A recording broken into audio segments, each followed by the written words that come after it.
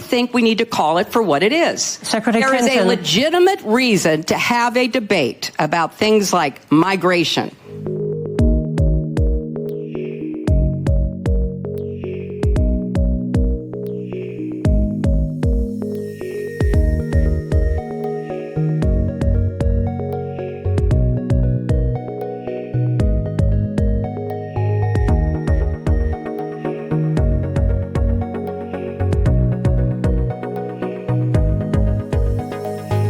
It went too far. It's been disruptive and destabilizing, and it needs to be fixed in a humane way with secure borders that don't torture and kill people.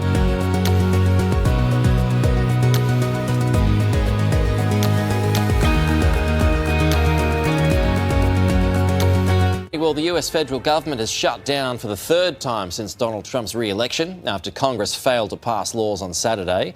It's due to a disagreement over the Democrats' demands for specific change to how ICE is operating. Last week, the Border Czar Tom Homan announced the end of the immigration crackdown in Minnesota. He's reportedly clashed with the Department of Homeland Security Secretary, Kristi Noem, and admits the two don't agree on everything. Look, it's one team, one fight. And, you know, do me and Secretary Noem agree on everything? No, we have discussions and we have different opinions. That's what makes it a strong team. We bring different ideas to the table. We clear a mission. We have great success on it. But it's one team, one fight. I'm not going to divide this administration. I'm going to just keep doing what the president wants me to do as the borders are. Democrats leader Chuck Schumer is calling ICE a rogue force which needs to be reined in. These are common sense. Police departments across America use them. We have a rogue agency. Why don't we rein them in? That's what the American people are asking Republicans, and that's why they're going to have to go along with us.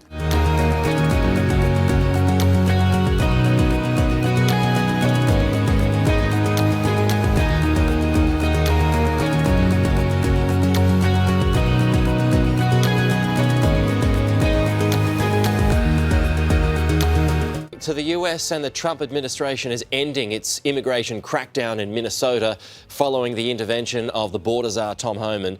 Joining us live is the Republican strategist John Jordan. It's good to see you this morning, John. So is this job done or the result of heavy blowback or both? No, the Immigration Customs Enforcement went in there with a specific list of targets and things that they wanted to accomplish.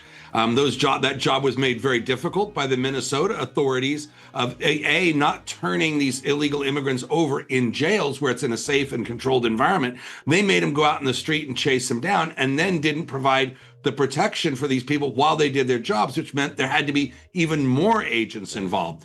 So none of these deployments are meant to be forever and ever. They go and they do it for a while. It's been one city at a time. Agents will remain there because immigration enforcement never stops. It's not a climb down. It's just this operation stops. And to prosecute the fraud and a lot of the agitators that committed federal crimes during the obstruction of ICE's operations. Yeah, I mean, there has been those well-noted deaths that had took place that we've discussed multiple times. But in hindsight, do you think it was successful? Yeah, I mean, anytime you can remove criminal illegal aliens from the streets, that's success. That is success. Are there more out there? Yeah, I think this is a battle that's always fought and always has to be done, but is never truly completed. They will move on to other jurisdictions and other cities now, especially in purple and more red states where local authorities actually help them and actually turn over the illegal aliens while they're in jail. So it doesn't require such an enormous footprint. The Minnesota authorities, they wanted a big show. They wanted a big, to make something huge out of it politically, partially to divert attention from the massive fraud that has happened in Minnesota. But now numbers are going to come down and the focus will return to that. No, and that continues today, too, by the way. The story, reactions to that in Washington, that massive fraud that you're talking about. There's also, I mean, you've got the midterms later on this year too, right? So, I mean, you've got particularly Democrat states that are going to be pushing back against Trump and ICE, etc., for their own political purposes. Well, it's not so many states as it is politicians across the country. You have, even CNN did a study today and talked about this today, and they're no friend of the president, is how the far left has hijacked the Democrat Party. And that is a big part of the Democrat activist base, where the money, the volunteers, and the energy is. So you see a lot of Democrat politicians kind of being controlled and pushed by that far fringe element in the Democrat Party to say and do some things which may hurt Democrats in November. Where do you think this program heads next? I mean, you just sort of hinted that earlier. Where does it head next? Well, they'll be going into other cities, and right, they have been major operations, immigration enforcement operations in other cities, but in states that where the law enforcement actually local law enforcement cooperates with federal agents, which has for 200 years been the norm, you don't see such a big media spectacle. In this case, Tim Walz and the Minnesota Democrats, they needed that for political reasons, so that's kind of why it happened. Now, on an ongoing basis, there will be focused, targeted big operations, but there will still be ICE operations in Minneapolis. There's still an ICE office there. It will still happen.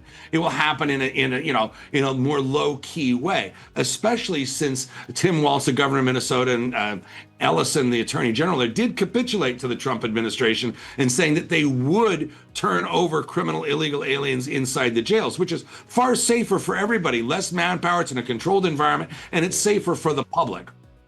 How do you see the midterms going, John, at this stage? Well, I'll tell you what, I come on here, obviously I'm a Republican strategist, but I try to call it right down the middle. So I will wager this, that what is going to decide the midterms is two things. The economy and how well that performs, although the signs for Republicans are promising in that, but it needs to get a lot better, and it will in 9 months. The next thing, there'll be some event. There'll be some black swan thing that happens between now and November that we don't know about yet that is really going to shape it. The one thing we've learned in American politics in the last 10 years is that it's really difficult to prognosticate 8 or 9 months out. So it's the economy is going to be the background, and there'll be something else that happens between now and then. It's really going to determine it.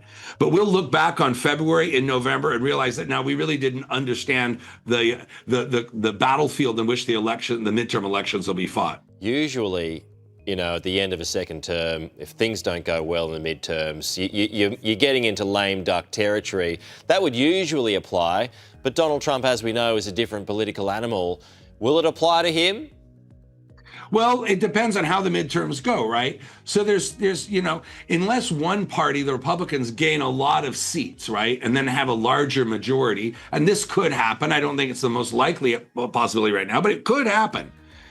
Then it's easier to govern and push through legislation. But no matter which party's in charge, when they have a very small majority of only 2 or 3 seats, you always get some members that are going to be difficult and try to hold the whole thing hostage. And the Democrats had that problem, and the Republicans having that problem to a degree too. And that's just the nature when you have 1 or 2 members that decide they want this, that, or the other thing and can gum up the whole works. Yeah.